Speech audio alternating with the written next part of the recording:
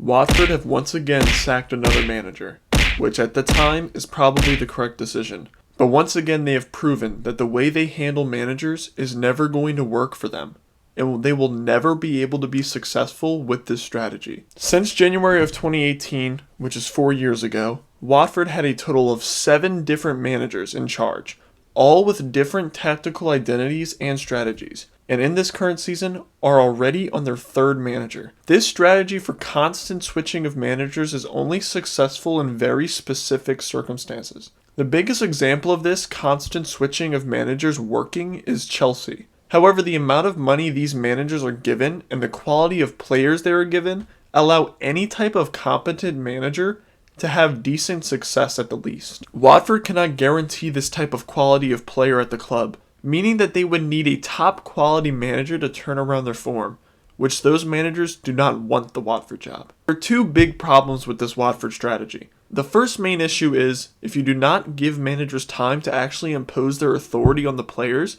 no manager will ever have success. The players at Watford realize how quickly Watford turn on their managers, so they will be less susceptible to actually listening to a new manager's tactics and ideas on the pitch, and the team dynamics will not be great in these situations. The second biggest problem with their strategy is the constant switching of tactical philosophies in their hires. Xisco Muñoz had a very progressive style of play, utilizing pressuring the opposition's defense, which led them exposed in the back. So they bring in Ranieri, who is supposed to bring in a better defensive structure, but moves away from Muñoz's style of play. Now with the hiring of Roy Hodgson, they are going to be simply focused on their defensive structure, as he tries to make sure every match his team does not give up a goal, changing the tactical philosophy once again. So why would the players even care to learn a manager's tactical philosophy when they constantly have to be learning new ways to play the game? Other clubs that also have the same managerial strategy will usually stick to managers that have the same tactical philosophy,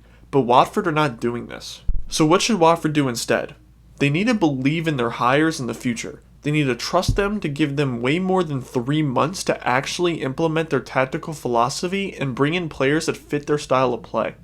Right now, the Hodgson move on the surface makes a lot of sense, as they cannot stop teams from scoring on them, so they want a manager that can save them from relegation by fixing their defensive structure. After Hodgson manages these 3 months, they need to switch their tactical philosophy and structure of how they manage their club. The club firstly needs to pick a tactical philosophy they want to stick with, to allow the players to constantly play the same style and have players that fit that style. Then they need a manager that fits the club's tactical philosophy and to trust them. If it's in the Championship or the Premier League, they need to learn to allow a manager to have time to develop his philosophy. Give them a year or more to actually try to improve their club.